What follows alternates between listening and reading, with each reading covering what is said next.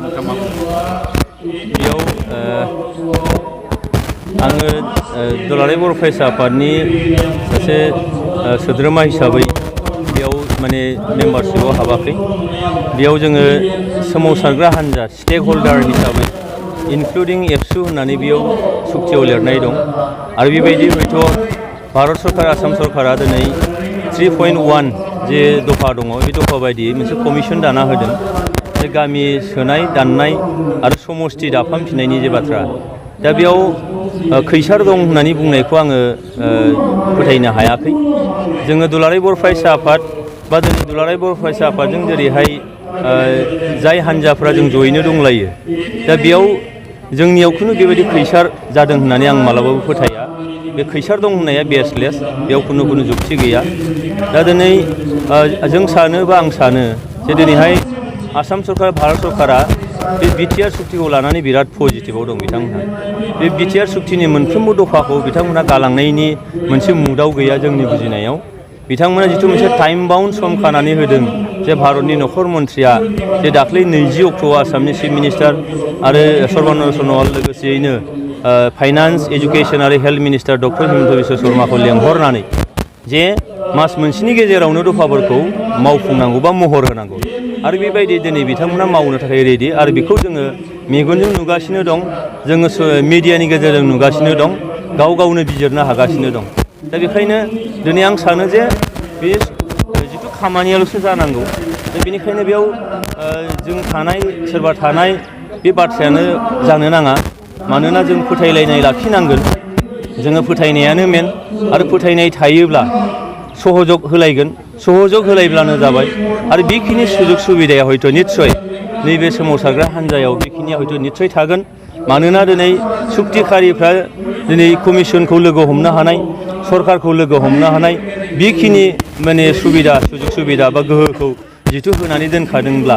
बेयाव सन्देह लानांनो खोथा गैया माबा खैसार होननानै साननांगौनि बाथ्रा दं होननानै आं साना बे बेलायाव बिथांमोननि बे जिथु दाबि बे दाबियानो कमिसननि गेजेरजों जाफुंसारदों नामा बेयाव नायनांगौआ बेनो जे बिथांमोना थांनाय 2014निफ्राय गामि दानख'नो होननानै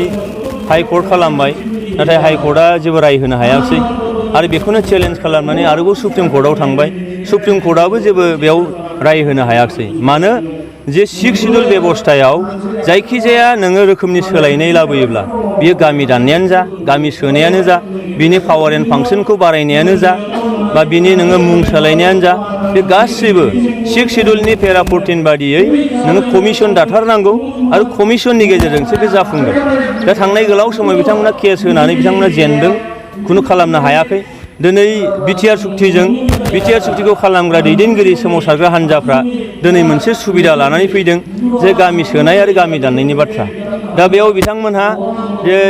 माने गामि दाननो थाखाय बिराद मोनसे नारा-नाथा नाजाबाय थादों बा बाथ्रा खोथा बुंबाय थादों खामानि मावबाय थादों जोंनि सुक्तिया एखेबारे रोखाथार जे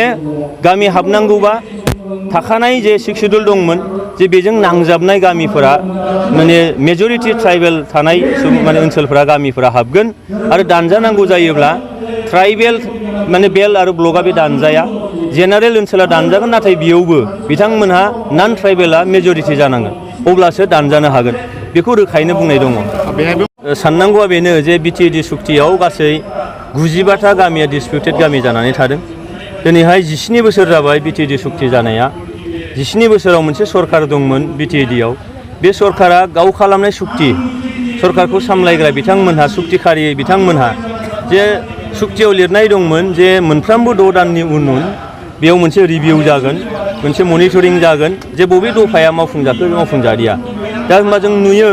जे 6 दाननि उन जुदि मोनसे मिटिं जिरायनांगौमोनब्ला होनबा दिनै 17 बोसोराव 34 खेब जिरायनांगौमोन दा जोङो बेयाव रायजो राजाफ्रा बुंनो हानाय नङा खोमा खेबसे मिटिंखौनो जिरायखोना जिरायदिया दा होनबा बे 95था जे डिसपिउटेड गामि जे गामिफोरा नोङो हाबनो हाथावथाव मोनसे बिनि क्राइटेरिया मिलायनाय हयथ' बिदिबो थागोन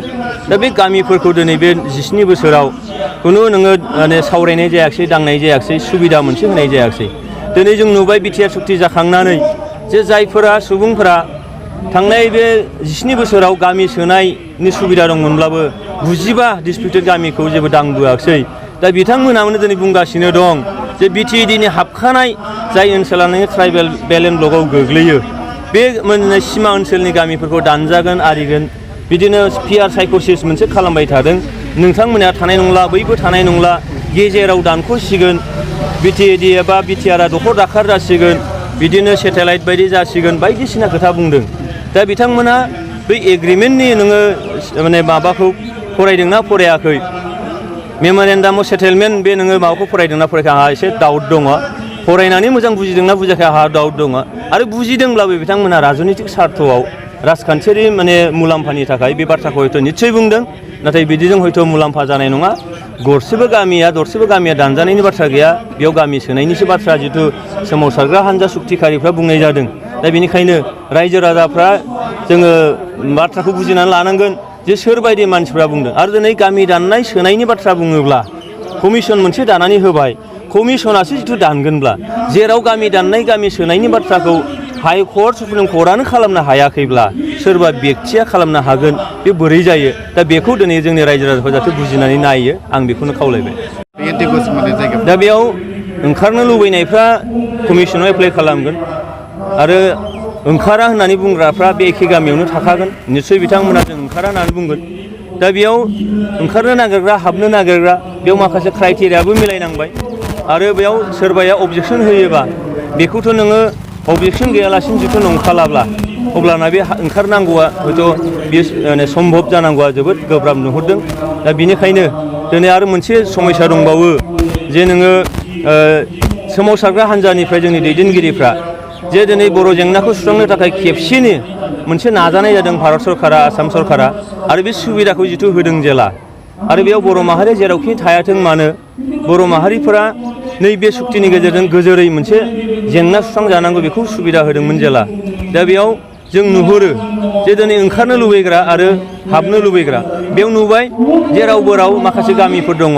बेयो माने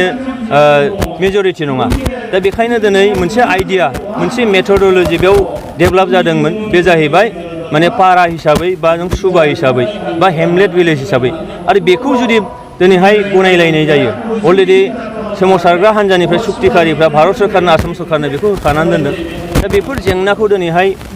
नायबिजिरनो थाखायनो दिनै कमिसन दाना होदों निस्सय कमिसनाव बे जिनिसा दा माने सावरायजागोन आरो एमिकेबल मोनसे सलिउसना निस्सय फैगोन बेखौ आं फोथायनाय दं